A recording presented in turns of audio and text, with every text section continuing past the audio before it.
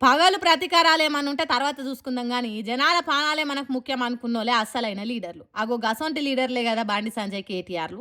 ఇగ జూడుండ్రి ఒకళ్ళనొకళ్ళు కలుసుకొని ఎట్లా షేక్ హ్యాండ్ ఇస్తుర్రో, జాన్ జిగ్రి దోస్తులు లెక్కని అలాయ్ బలాయ్ ఎట్లా తీసుకుంటుర్రో.